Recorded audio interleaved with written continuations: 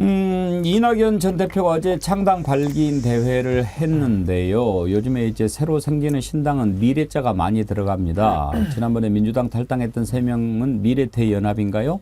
이번에 이낙연 전 대표 당 가칭은 새로운 미래입니다. 어제 이낙연 전 대표 했던 발언을 한번 들어보시죠.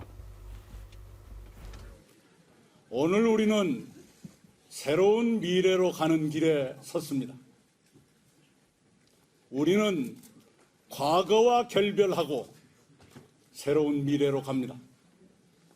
뒤돌아보지 맙시다. 앞만 보고 갑시다.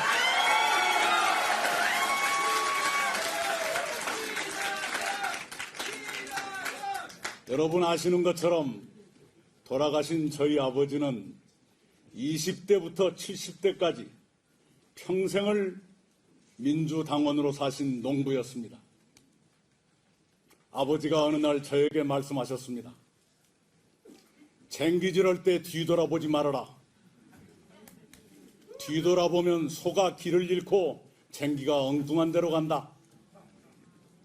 요즘 아버지 말씀이 떠올랐습니다. 뒤돌아보지 맙시다. 앞만 보고 갑시다. 우리는 과거와 싸울 것이 아니라 미래와 싸워야 합니다.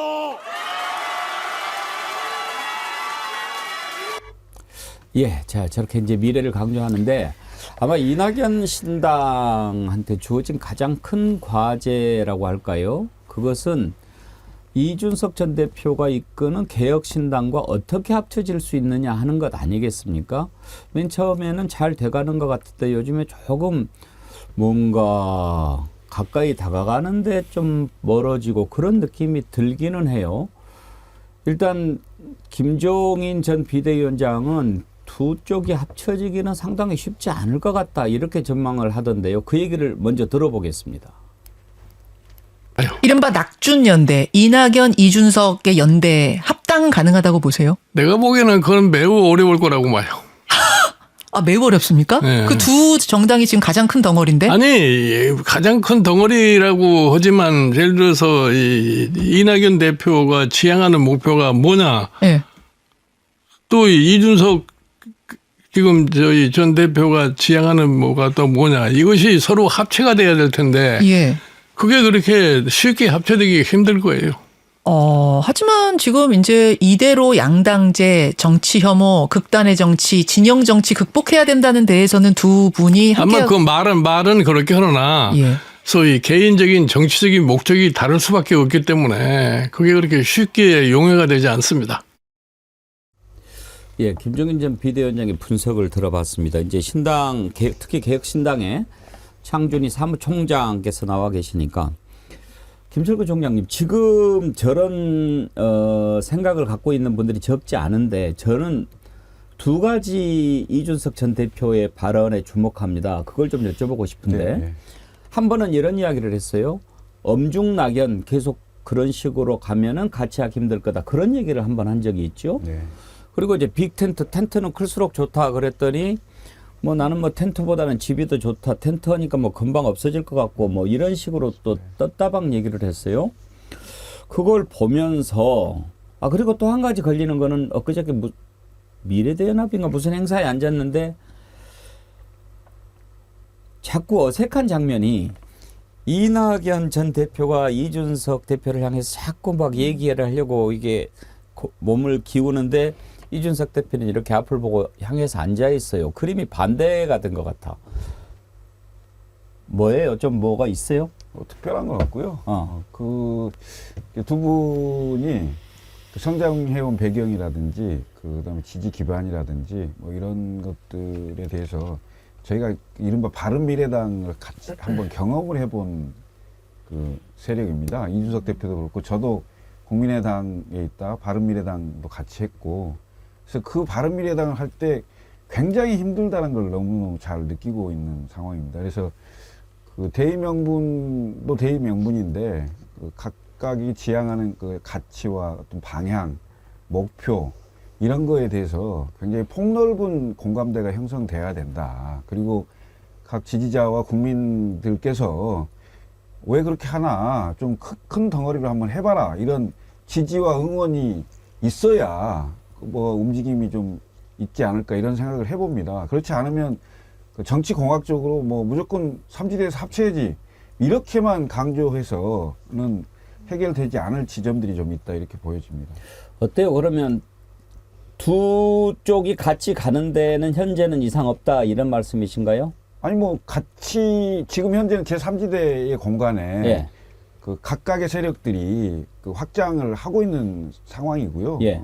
그런 상황이기 때문에 이 상황이 어떻게 결론 날지는 그 시간이 가봐야 아는 거죠. 일단은 각계 약진입니까? 지금 현재는 그렇게 하고 있죠. 예.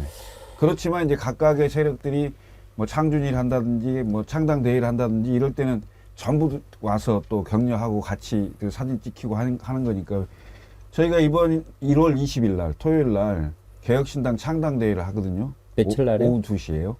1월 20일. 1월 20일 날. 예, 예. 이번 토요일입니다. 토요일 날. 예, 오후 2시에 창당 대회를 하는데 그때들도 이제 다들 오셔서 한번 격려하고 뭐 같이들 손잡고 이렇게 하실 건데 그 이제 자꾸 그렇게 만나고 그러면서 이제 공감대가 좀 넓혀지는 상황이 되겠죠.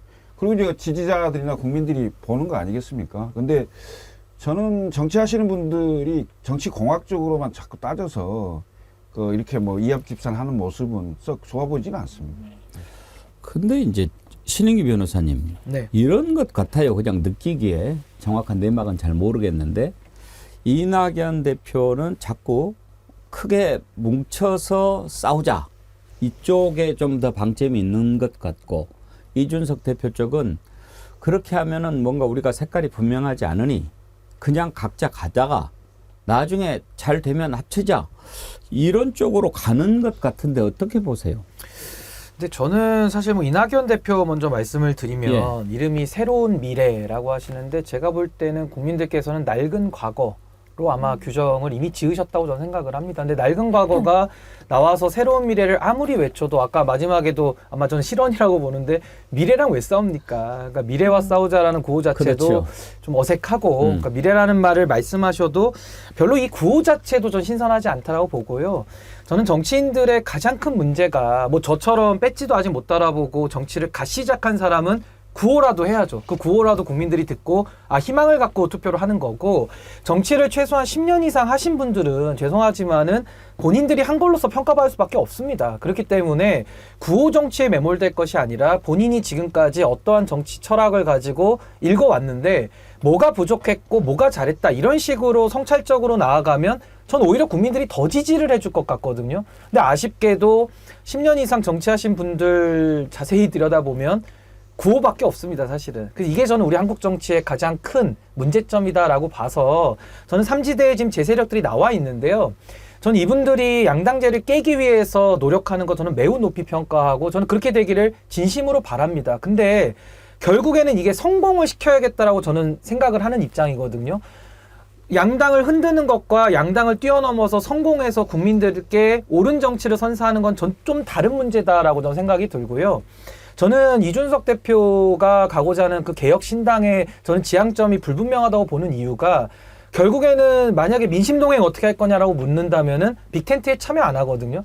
그리고 그렇게 해서 이기고 싶지 않다라고 저희는 답을 가지고 이야기를 하고 있는데 아직도 개혁신당은 일단은 독자적으로 가다가 그게 가능하면 그대로 가고요. 만약에 힘이 여의치 않으면은 막판에 가서는 어떻게 할지는 모르겠다라는 약간의 공간을 열어둔 것 같은 느낌은 지울 수가 없거든요. 그래서 저는 조금 더 분명하게 원칙들을 가지고 국민을 설득하려는 노력을 각각의 세력들이 좀 했으면 좋겠다. 저는 막판에 가서 선거연대를 하고 뭔가 기술적인 것들을 동원할 때 그것조차도 전 국민들이 평가하신다고 보거든요. 그럼 그때 가서 하더라도 지금 시점에서는 각 세력들이 나온 지도 얼마 안 됐는데 본인들을 알리기에도 부족한 시간 아닙니까? 조금 정치인들 만나고 서로 교류하는 모습을 통해서 오히려 국민들한테 헷갈리게 할 것이 아니라 본인들이 세운 원칙과 가치, 대한민국의 청사진 이걸 놓고 더 이야기하는 것이 보다 생산적이다. 전 그렇게 생각합니다.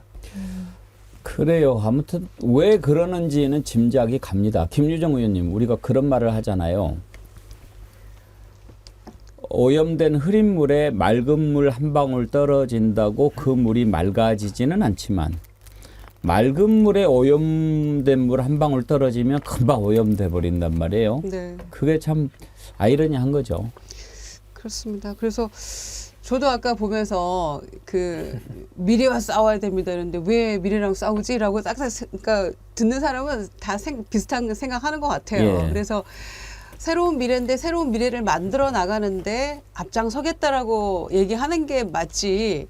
과거와 싸우지 않고 미래와 싸우겠다고 하니까 도대체 누구랑 싸우겠다는 건지가 불분명해서 그 신당이 지향하는 바가 무엇인지를 헷갈리게 만드는 거예요. 그래서 이제 설 전에 뭐 어떻게 통합 신당이 되느냐 마느냐를 가지고 늘 기준점을 삼을 때 2016년 안철수 신당이 2월 2일 날 창당을 하고 그해 4월 13일 날 총선을 치러요. 그래서 그 2월 2일이 늘 기준점이 되는 것 같은데 꼭 설 전이냐 후냐 이게 중요한 게 아니라 이제 설 전후 민심에 대해서 여론조사를 하니까 사실 설 밥상에 정치 얘기 별로 안 합니다. 요새는 지긋지긋해가지고. 그런데 그 전후로 늘 여론조사를 하기 때문에 그 민심의 향배가 쫙 이제 나타나잖아요. 그래서 설 전에 가급적 뭉쳐서 가자 이런 얘기들이 나오고 있는 것 같은데 제가 보기에는 어제 말씀드린 것처럼 기대난망이에요. 이 다수의 4개, 5개의 세력을 규합할 어떤 탁월한 리더십을 가진 누군가도 보이지 않고 또 그렇게 교집합을 만들기에는 각각이 주장하는 바가 무엇인지를 아직 뚜렷하게 모르겠어요. 그래서 이준석 개혁신당과 양양자 신당 정도, 금태섭 신당 정도, 그리고 나머지는 또 합쳐지는 신당 원투가 될 거다. 저는 그렇게 바라봅니다. 그래서 제가 조만간에 저희 강령을 공개할 건데요. 정당 사상, 뭐 이거 저 해외 사례까지는 다 안 찾아봤지만 저희가 4만 자에 육박한 강령을 내보일 겁니다. 거기에는 저희 정당이 지향하는 바 분명히 다 써 있고요. 어떠한 방법론으로 정치를 바꾸겠다도 다 나와 있고 마지막으로 인구 재앙에 저희는 원툴 정당이 될 거거든요. 인구 재앙 해소하기 위해서 이제 제로 국가론과 둥근 사회론까지 다 제시를 할 겁니다. 이런 안들을 놓고 저는 만약에 신당 세력들이 뭐 토론하겠다 이러면은 그런 토론에 나갈 마음이 있는데 뭐 그냥 서로 누가 누구랑 친했고 과거에 어떻게 했고 인연들 가지고 뭘 하는 것은 그게 이제 정치인들끼리는 통용되는 문법인데요. 이제 국민들 수준을 따라가기에는 이미 과거에 삼지대를 오염시킨 게 너무 많아요. 그래서 저는 그분들이 잘못이라는 게 아니라 과거에 반복되었던 실패의 역사를 뛰어넘어야 되기 때문에 보다 더 다른 차원들의 뭐가 나와줘야 된다. 전 이 부분은 꼭 말씀드리고 싶습니다. 정치와 학문은 다른 거죠. 그리고 정치에 있을 메시지와 전략을 잘 내야 되고 정치는 엄연한 현실의 문제를 푸는 거기 때문에 국민들에게 내 목소리가 들려야 됩니다. 그럼요. 그런 지점들을 고민하지 않을 수 없다. 그리고 새로운 정치를 하려고 하면 기본적으로 어느 정도 세력은 형성돼야 되는 거고요. 그 세력 없이 어떻게 새로운 정치를 할 수 있습니까? 프랑스 마크롱 대통령도 사회당 정부 내에서 강요 출신이에요. 그렇지만 그 전진하는 공화국이라는 당을 만들어서 새로운 정치를 했지 않습니까? 그래서 그런 지점들도 좀 같이 고민해서 판단해야 된다. 예. 말씀드리겠습니다. 그래야 또 정치가 바로 서고 정당이 바로 서지 않겠습니까?